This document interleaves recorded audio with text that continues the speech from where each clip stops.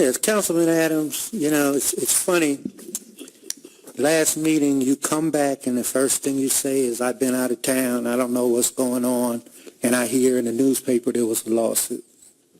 So automatically, you jump with 2 feet and try to stomp on the treasurer and blame her for the condition of the streets of Wilmington and money not being spent to fix them without knowing a doggone thing.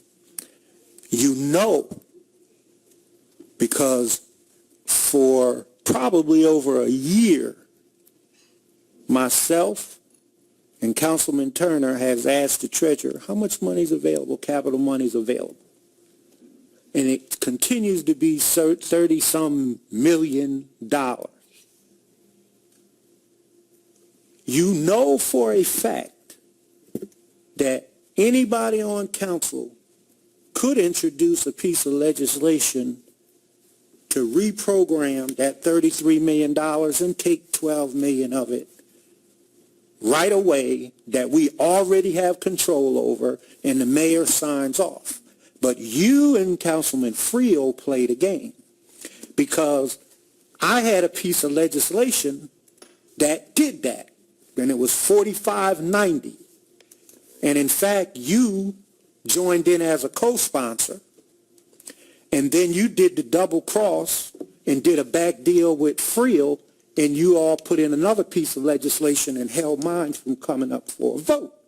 That's why the $12 million didn't get approved through my legislation. But that's okay, because that's the game, that's what the Finance Committee's for.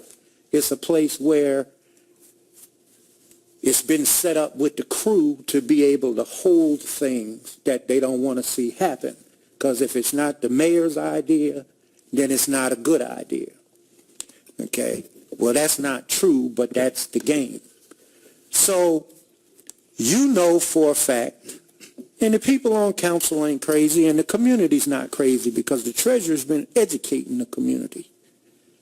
And so, there's $33 million there, and there could have been authorization for a long time by council and the mayor to use some of that money to do streets. And then when some other new money came in, it just makes up for what got used. The treasurer doesn't pave streets. We're sitting on $33 million. You just want to attack the treasurer. And that's where the racism comes into play. Because, see, if you're black in America, and if you look at your video, right? If you're black in America and you look at your video, it's plain as day, the hate that you showed. You need to look at it yourself. But black people know that look, that voice, that attitude. Black people have to know. Because back in the day, our great-great-great-grandparents, they would get killed by people with that attitude that you express. Go look at the video. There's some things that you don't have to say the magic word. It's coming all out of you.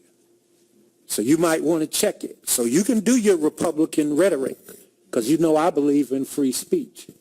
But you had racial hatred and animus, and you took the opportunity to accuse her of being responsible for something that she's not responsible for. That's my problem. And it sounds like it's a lot of other people's problem, because a lot of people saw that, and they was in shock. That's the stuff that Donald Trump gets hyped up, gets people hyped up to start acting like you were acting that day.